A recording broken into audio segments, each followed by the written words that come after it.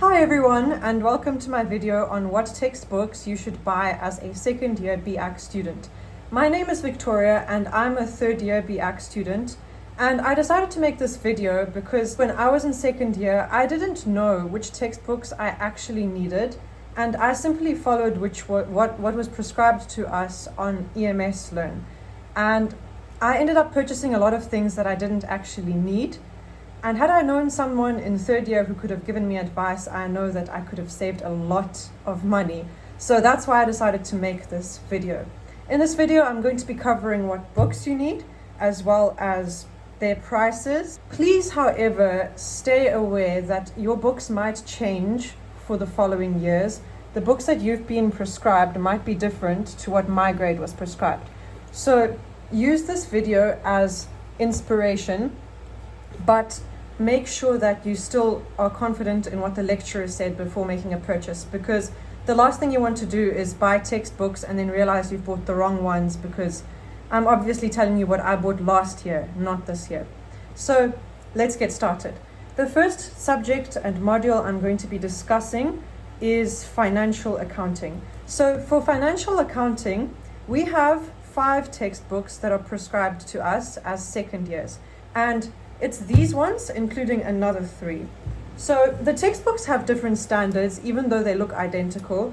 For example, this says IFRS in the top corner right there. And this one is different because this says IAS in the corner.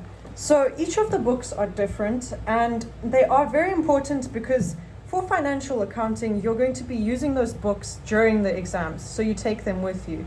However, we only got 2 textbooks that we need to use, and I heard from a person above me this year that even in third year, you're not going to be using the 3 extra textbooks that come in that pack. I have no idea how you can get textbooks separately because they're technically all bundled together and no one wants to sell it to you individually, but I do recommend just trying to get only those 2 textbooks because they cost a lot.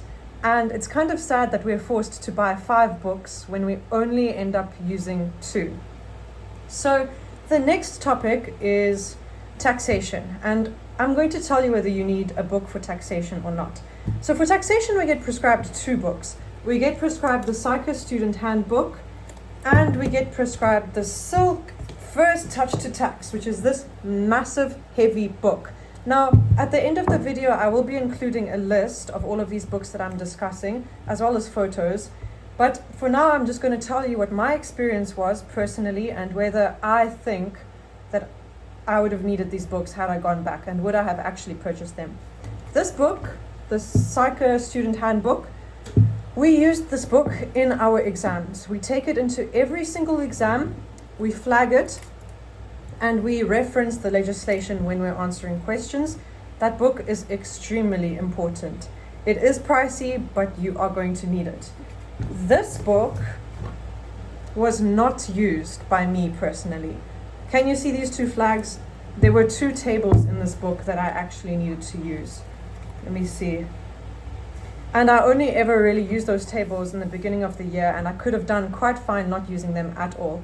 So personally, the Silk First Touch to Tax textbook, it's a very in-depth textbook. It discusses the concepts in a lot of detail. And as a second year, you don't have time to be opening this textbook and summarizing every word in it. The slides that we get as second years are very detailed. They are very good. And I personally was able to do well in tax without having to ever open the Silk First Touch to Tax textbook. However, the slides make references to this book.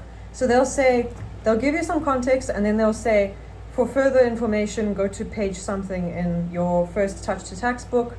So they do they give you additional examples to practice if you want to. I personally would not go back and buy this textbook. It might, however, come in handy in third year. I haven't done third year yet. It's only January right now when I'm recording this. So I still have to find out whether the buy is going to be worth it this year. But for last year, the purchase was not worth it. So that is my personal experience. I apologize for the camera sliding. I'm trying to use my phone by propping it up against the wall. Anyways, the next thing I'm going to be discussing is auditing. So auditing, we get prescribed a textbook called Auditing Fundamentals in a South African Context. And the question is, do you need that textbook? I did not buy that textbook because I trusted my gut feeling. I looked at the size of that book. I looked at the quality of the notes we were given because I was lucky. I got hold of student notes that get circulated every year. And I was told by a third year that those notes are more than enough to be able to pass if you learn directly from them. So I trusted that student. I did that. It's a risk. It was a risk, but I did fine. I managed, and I did not need the Auditing Fundamentals textbook at all. So the next one I'm going to be discussing is management accounting. Now, management accounting comes with 2 prescribed textbooks. I managed to get hold of the textbooks for free from a friend who gave it to me. And I personally also never opened those textbooks once. Did I pass management accounting? I did pass it. So it's all dependent on how you study and how you interpret the slides. Because for management accounting, we get massive question packs, like absolutely huge.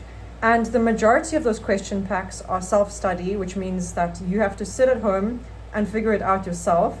So yeah, second year BAcc is a challenge because a lot of it is teaching yourself, and it takes a very long time to be able to teach yourself and to understand what's going on. Nextly, we have mercantile law. So mercantile law comes with 2 textbooks. It comes with this one, which is the New Entrepreneurial Law, 2nd edition. And it comes with a mini legislation book as well, which is this one. And as you can see, the moment you see flags in something, you know that it was taken with you into the exam, pretty much. So these are the books that I used during the year when I was doing second year. And obviously, if you take this into the exam, you definitely need it. So this is a definite must purchase. This book is theory. It explains the concepts that are discussed in class. And mercantile law classes for second year are very different to first year in the sense that the lectures are presented with a lot more complicated slides for second year, I would say. In first year, it was relatively easy for me personally to learn from the slides alone. Second year, the slides, I wouldn't say they are vague, but the language is so complex that even if you copy it and paste it into ChatGPT, it doesn't work. I've tried. But if you take this book and if you read the paragraphs and reference some of them into chat, it teaches very well and you can make some very nice notes out of it. So that is my little piece of advice with regards to mercantile law. So that was my discussion on what textbooks I would have personally bought had I known all of this information back in the start of second year. And now I'm just going to discuss some of the prices. So I made this table over here and I listed all of the prices of the textbooks from the websites that I looked at. I listed all of the prices, and in light blue I highlighted the books that you do not necessarily need in order to pass. But it depends on your learning style, it depends on how much of a risk you're willing to take. This video is purely an interview with a third year that I never had, and I thought maybe some people would appreciate it, so that's why I made it. So had I gone back and bought the books that I personally would have needed, I would have saved myself over 3,000 Rand.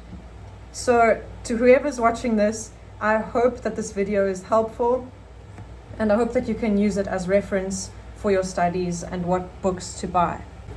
If you did find this video helpful and you're worried about second year and not having enough academic support, I have an entire website that I've made where I recorded financial accounting explanation videos for almost every topic, as well as taxation videos. So if you want to check out my platform, I recommend researching viclearn.gumroad.com.